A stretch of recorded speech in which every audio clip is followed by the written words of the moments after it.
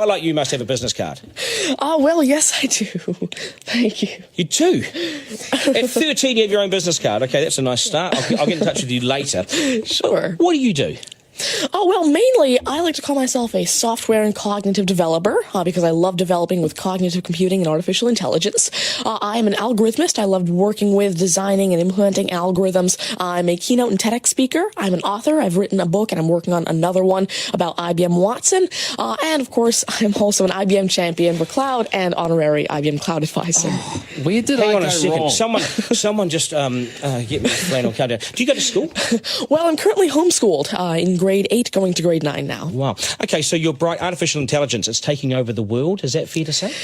Well, you see, that's actually one thing that I believe a lot of people have, this sort of misconception that artificial intelligence is this technology that was made to replace humans, that really everything we do, whether it be, our jobs or whatever we do at home every day. But really what I believe is that artificial intelligence was developed and is continuing to be developed for the sole purpose of really augmenting our life and amplifying our skills or capabilities and what we can do every day. But what about when the computers actually learn that they're better than us?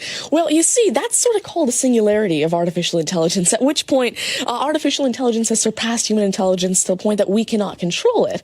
But really what I believe at this point, artificial intelligence, I won't go into the details right now since we're limited on time, but the thing is right now, artificial intelligence itself as a technology is so foolable and so primitive that either A, we won't reach that singularity point, or B, if we do, it's a very long ways off. Do you understand that, Mark? No.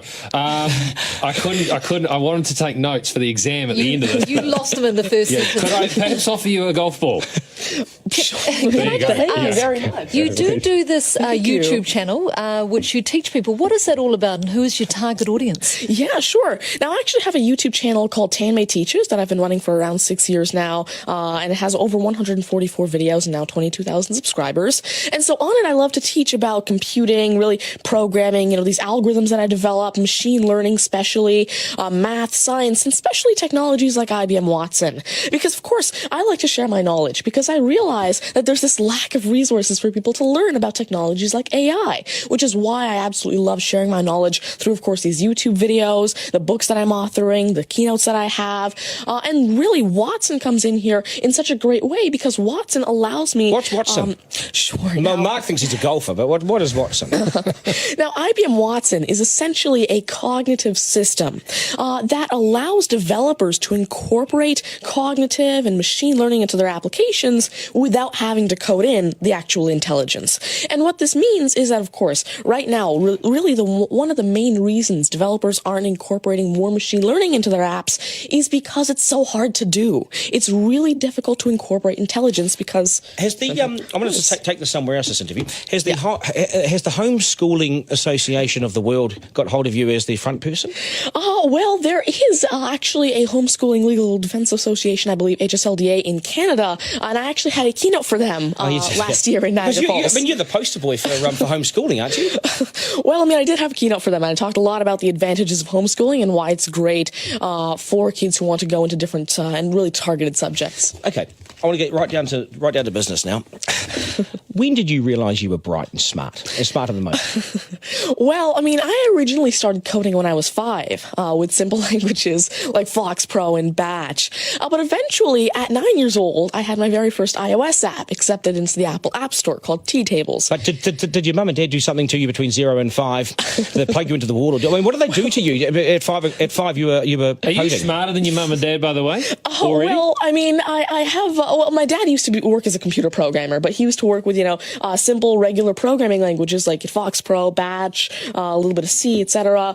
But you see, now I'm really interested in artificial intelligence and how it can actually be implemented on all these different platforms. You'd be a nightmare to teach. Apps. You'd be an absolute nightmare to teach, wouldn't you? Because you'll be smarter than the lecturers. And I never even want to get in an argument with you, ever. But I would like to see you on a quiz show because I think you would nail that. Well, you see, there is one thing that I've been working on, and it's essentially an app called Ask Tanmai, an NLQA system. And so essentially, it's a system system that can take your natural language questions and answer them for you using Watson and artificial intelligence. And actually, the original reason why I made Ask Tanmai, there's an Indian version of the Who Wants to Be a Millionaire show called KBC, which I originally wanted Ask Tanmai to play. So that actually ties in quite a bit with what I wanted to do. It's nice to see you. Do you get because you're homeschooling? You wouldn't go to school dances and things like that, would you? School socials and things. Do you go Oh well, I actually used to be regularly schooled until grade 6. Right. Then I became homeschooled, and so of course I still do have my This is friends still from a school. victory for public schools. Take that golf ball Yep. and bring it back to me when you've actually worked out a way in which it'll always go straight. Because I think you could do it. Technically, using a genetic algorithm or something. I knew there'd be an answer. Hey, it's brilliant to meet you. You're a complete inspiration. Thank you. And I hope my son was watching, a 7-year-old son. Message to Buster Garner, you got work to do, mate. Do your homework, and we got to sharpen things up. Nice to see you. Thank you very much. All the very best. Thank You're you. amazing. Thank you. You're amazing. Okay, news is next, and then we are joined by today's panel, which won't be as smart as this guy, but they'll still be good, and we will head back to the beach as well for a game of 9 and 10. So much pressure now on the contestant in 9 and 10 just to rip through it and get it right. That's coming up after 8.